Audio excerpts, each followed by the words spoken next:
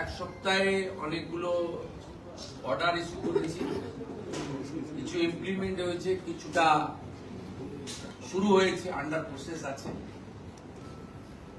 আমরা তাদেরকে এগুলো বলেছি। মূল কথা ডিটেলসে না গিয়ে বলি, বিএনএস এর অন্তর্গত পুলিশ চলবে, ইটস এ ডিসিপ্লিন অর্গানাইজেশন। গত 5 বছর পলিটিক্যাল অ্যাট্রোসিটি, পলিটিক্যালি যে ভায়োলেন্ট হয়েছেন, যারা সাফার করেছেন, তারা তথ্য প্রমাণ এবং কেউ যদি ইনজুরি হয়ে থাকেন, মেডিকেল থাকে, তার তথ্য প্রমাণ ডকুমেন্ট দিয়ে, আর যাদের কাছে তথ্য প্রমাণ নেই, পুলিশ তদন্ত করে দেখবে অভিযোগ সঠিক কিনা। নতুন করে থানাগুলোতে এফআইআর করতে পারেন। কারা 3টে স্তরে, মূলত 4টে স্তরে আমরা গুরুত্ব দিতে চাই। একটা হচ্ছে রাজনৈতিক হিংসার বলি, মানে সাফারার। দ্বিতীয় হচ্ছে পুলিশের দ্বারা অন্যায়ভাবে অত্যাচারিত, 5 দিন ধরে ডিটেন করে এনে শুধু পিটিয়েছে, কোর্টে পাঠিয়েছে বা পাঠায়নি, এরকম অনেক পুলিশ ইনভলভ হয়ে গেছিল। সেখানেও যদি কারোর অভিযোগ থাকে, আপনারা অভিযোগ করবেন, পুলিশ অভিযোগ নেবে। এবারে ইনভেস্টিগেশনের পরে একটা পলিটিক্যাল, একটা হচ্ছে পুলিশের লোয়ার লেভেল দ্বারা অত্যাচারিত, লোয়ার লেভেল নয়, পুলিশ যে কোনো স্তরে পুলিশের দ্বারা অত্যাচারিত। 3 হচ্ছে মহিলারা যারা অত্যাচারিত হয়েছেন, কমপ্লেন করতে এসেছেন, বলছেন আপনাদের মিটিয়ে নেন, কমপ্লেন না করাই ভালো। এইরকম কোনো তিক্ত অভিজ্ঞতা যদি কোনো মা বোন দিদির থাকে বা কোনো গার্ডিয়ানের থাকে, শিশুকন্যার সঙ্গে কিছু হয়ে থাকে, সেগুলো আপনারা নতুন করে কমপ্লেন দিতে পারেন। আমরা ইনভেস্টিগেশন করে লফুল অ্যাকশন নিতে বলেছি। আর চতুর্থত হচ্ছে কেন্দ্র এবং রাজ্য সরকারের কোন স্কিম পেতে গিয়ে কাউকে পয়সা দিতে হয়েছে, কাটমানি দিতে হয়েছে, ঘুষ দিতে হয়েছে, সেক্ষেত্রে আমরা 2টো ইলেকট্রনিক ডকুমেন্টকে এনকারেজ করেছি। একটা হচ্ছে পেটিএম এ পেমেন্ট, আর একটা হচ্ছে অ্যাকাউন্ট ট্রান্সফার, আরটিজিএস, এনএফটিএস করে টাকা ট্রান্সফার। কে বলেছি আমরা এই ডকুমেন্ট পেলে অ্যারেস্ট করে দেব, এর আর কিছু ডকুমেন্ট লাগবে না। বিএনএস এ ইলেকট্রনিক ডকুমেন্টকে, ডিভাইস ডকুমেন্টকে অ্যাকসেপ্ট করা হয়েছে, এটা একদম। আর বাকি যাদের কাছে ডকুমেন্ট নেই, তারা অভিযোগ করবেন, তদন্ত করে কনসার্নিং আইও দেখবে, তদন্তের গ্র্যাভিটি থাকলে অ্যাকশন নেবে। আর যদি ফলস অ্যালিগেশন হয়, সেটাকে ক্লোজ করে দেবে, তার আইনে বলা আছে। এবং এটা বলা মানে হাজারে হাজারে মিথ্যা অভিযোগ যদি করেন, মিথ্যা অভিযোগ প্রমাণ হয়ে গেলে কিন্তু আপনার বিরুদ্ধেও কি করতে পারে, সেটাও বিএনএসে বলা আছে। এটা থেকেও বিরত থাকবেন। যদি সত্যিকারের সাফার আল্লাহ, গরিব মানুষরা তারা করবে। আর আজ থেকে অটো, টোটো, হকার এদের কাছ থেকে কোনো তোলা, সিন্ডিকেট কেউ তুলবেন না।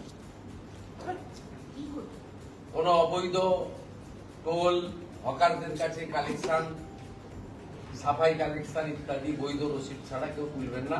কেউ যদি টাকা চাইতে আসে, আপনারা সোজা থানায় যাবেন, থানা আপনাদের প্রোটেকশন দেবে। আমরা পুলিশকে কতগুলো বিষয়ে বলেছি, সবটা আপনাদের জন্য নয়। ডিসিপ্লিন অর্গানাইজেশন, তাদের স্বার্থ আমরা দেখব।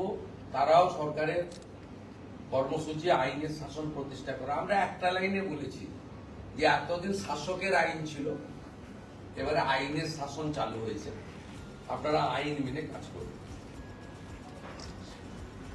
আমরা আজকে আপনাদেরকে যেটা জানাতে চাই, প্রি মনসুনে পুলিশদের কাছে যদি কোনো ভাঙা বাঁধ, বিপজ্জনক যদি কোনো ইনফরমেশন থাকে, তারা ভিডিওদেরকে এবং ইরিগেশনকে জানাবে, এটা আমরা তাদেরকে বলেছি।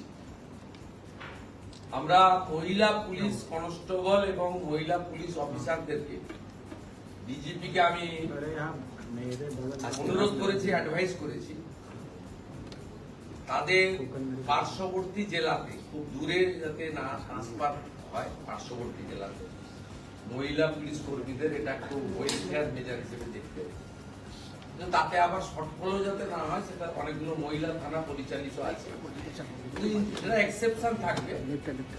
ইন জেনারেল আমরা বলেছি যে আলিপুরদুয়ারের মন্ত্রী উত্তর দিনাজপুর শিলিগুড়ির মধ্যে তিনি কাজ করলে ভালো, তাকে যাতে পুরুলিয়া বাঁকুড়া এসে কাজ করতে না, এরকম একটু আমরা বলেছি। মহিলাদের 15 বছরের বেশি যে পুলিশ কনস্টেবলরা আছেন সার্ভিস দিলেন, তাদের জেলায় পোস্টিং দেওয়া যায় কিনা সে ব্যাপারে ইতিবাচক ভাবনা চিন্তা করে এইচএস এবং ডিজিপি কে প্রপোজাল বানাতে বলা হয়েছে।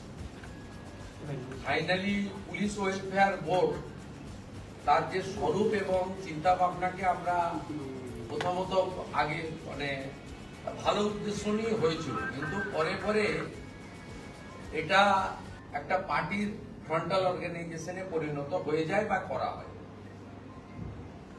এবং এতে পুলিশদের ওয়েলফেয়ার কতটা হয়েছে আমি জানি না, কিন্তু অবৈধ এক্সটেনশন পাওয়া শান্তনু সিনহা বিশ্বাস, বিজিতেশ্বর রাউতরা তারা বেনিফিটেড হয়েছে। ইন্ডিভিজুয়ালি দুজনের নাম বললাম, আরো কেউ থাকতে পারে, আমার মুখে নাম বলা মানে তখন তাকে হিরো করে দেওয়া, কিন্তু আমাকে স্পেসিফিক বলতে গেলে একটা দুটো উদাহরণও দিতে হবে। আমরা আজকে পুলিশ ওয়েলফেয়ার বোর্ডকে ভেঙে দিলাম। আমরা বাম আমলের মতো উগ্র ট্রেড ইউনিয়ন চাই না। নট গেজেটেড পুলিশ কর্মচারী অ্যাসোসিয়েশন, সেটাও কার্যত সিপিএম এর ফ্রন্টাল অর্গানাইজেশন হয়ে গেছিল। আমরা ওইটা চাই না, ইটস এ ডিসিপ্লিন অর্গানাইজেশন। এখানে ধর্মঘট, হরতাল, সিনিয়র পুলিশ অফিসারকে হ্যাকেল করবে, অর্ডারের বাইরে আমরা পেন ডাউন করে দিলাম, সিজার করে দিলাম ওয়ার্ক, এসব জিনিস আমরা পুলিশের ক্ষেত্রে তো ডিসিপ্লিন কোথাও হয় না। তাই আমরা ওই নন গেজেটেড কনসেপ্টটা, উগ্র ট্রেড ইউনিয়নের কনসেপ্টটাও বাদ দেব, আর ওয়েলফেয়ারেরও শুরু হওয়ার সময় একটা উদ্দেশ্য ছিল, কিন্তু শেষে শেষে যেভাবে এটা একটা রাজনৈতিক দলের শাখা সংগঠনে একটা টুলসে পরিণত হয়ে গেছিল, সেটা বাদ দিয়ে নতুন কিছু 3 মাসের মধ্যে করব। সমস্ত senior police officer, retired police officer, retired police organisation যারা অ্যাসোসিয়েশন করতেন বা অন্য কিছু করতেন, তাদের সবার সাজেশন হোম ডিপার্টমেন্ট কালেক্ট করবে, করার পরে সিএস এর নেতৃত্বে একটা কমিটি থাকবে, তারা ক্যাবিনেটে একটা প্রপোজাল দেবে এবং আমরা অনুমোদন দিয়ে একটা ব্যবস্থা করে দেবো উইদিন 90 ডেজ। আপাতত পুলিশ ওয়েলফেয়ার বোর্ডকে আজকে রাজ্য সরকার রিজলভ করলো, অফিসিয়াল অর্ডার সোমবার দিন এইচএস পেল। আমাদের ভিডিও ভালো লাগলে লাইক আর শেয়ার করুন, কমেন্ট সেকশনে গিয়ে জানান আপনাদের মতামত। আরও ভিডিও পেতে আমাদের চ্যানেল এখনই সাবস্ক্রাইব করুন এবং প্রতি মুহূর্তের খবরের আপডেট পেতে প্রেস করুন বেল আইকন।